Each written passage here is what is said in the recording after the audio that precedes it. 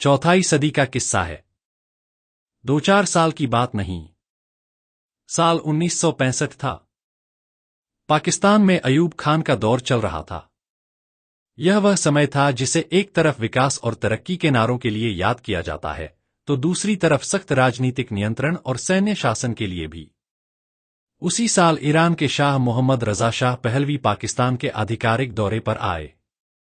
लाहौर के ऐतिहासिक शाही किला में अफ्रो एशियाई सम्मेलन के मौके पर एक भव्य सांस्कृतिक कार्यक्रम आयोजित किया गया। इस कार्यक्रम की मेजबानी पश्चिमी पाकिस्तान के गवर्नर नवाब ऑफ कालाबाग कर रहे थे। वह उस दौर की एक बेहद ताकतवर और प्रभावशाली शख्सियत माने जाते थे। उसी कार्यक्रम में पाकिस्तान फिल्म इंडस्ट्री की मशहूर अभिनेत्री और डांसर नीलो को भी बुलाया गया। नीलो का असली नाम सिंथिया एलेक्जेंडर फर्नांडिस था। वह एक क्रिश्चियन परिवार में पैदा हुई थीं, लेकिन अपनी खूबसूरती, अदाकारी और डांस की वजह से जल्दी ही फिल्मी दुनिया में मशहूर हो गईं। बाद में उन्होंने निर्देशक रियाज शाहिद से शादी की, इस्लाम कबूल किया और आबिदा रियाज के नाम से जानी जाने लगीं। लेकिन 1965 की वह शाम उनकी जिंदगी का रुख बदलने वाली थी। कहा जाता है कि नवाब ऑफ कालाबाग ने नीलो से कहा कि वह शाह ईरान के सामने डांस करें, ताकि खास मेहमान का मनोरंजन हो सके। देखने में यह एक सांस्कृतिक कार्यक्रम था, लेकिन इसके पीछे सत्ता का दबाव भी साफ झलक रहा था। नीलो ने इसे अपनी इज्जत और आत्मसम्मान के खिलाफ समझा। उन्होंने साफ शब्दों में मना कर दिया। उनका कहना था कि वह फिल्मों में एक कलाकार हैं, लेकिन किसी शासक की निजी महफिल में जबरदस्ती पेश नहीं होंगी। उस दौर में ऐसा इनकार करना आसान नहीं था। एक तरफ सत्ता की ताकत, दूसरी तरफ एक अभिनेत्री की खुददारी। लेकिन नीलो अपने फैसले पर अडिग रहीं।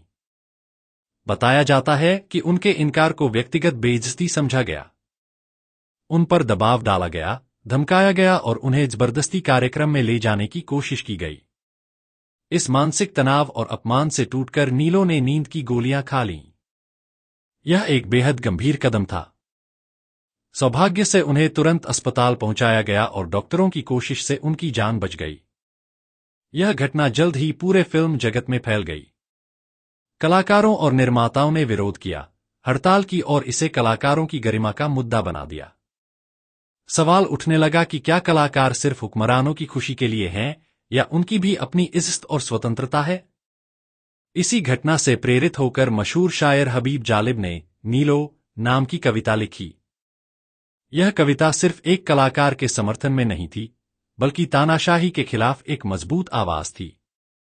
बाद में 1969 में रिलीज हुई फिल्म ज़रका में इस कविता को गीत के रूप में शामिल किया गया। इसे महान गायक मेहदी हसन ने गाया। दिलचस्प बात यह थी कि यह गीत खुद नीलो पर फिल्माया गया, जैसे इतिहास ने उन्हें एक बार फिर उसी कहानी के साथ खड़ा कर दिया हो। फिल्म ज़रका पाकिस्तान की पहली डायमंड जुबली फिल्म बनी और नीलो को निगार अवार्ड मिला। वह सिर्फ एक अभिनेत्री नहीं रहीं, बल्कि आत्मसम्मान और साहस की मिसाल बन गईं। रियाज शाहिद ने बाद में नीलो से शादी की। उनके बेटे शान आगे चलकर पाकिस्तान फिल्म इंडस्ट्री के बड़े अभिनेता बने।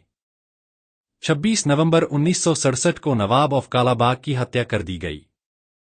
कहा जाता है कि यह घटना पारिवारिक संपत्ति विवाद के कारण हुई। नीलो का निधन 30 जनवरी 2021 को लाहौर में हुआ, लेकिन उनका साहस आज भी याद किया जाता है। उनका ना सिर्फ एक शब्द नहीं था, वह आत्मसम्मान की घोषणा थी।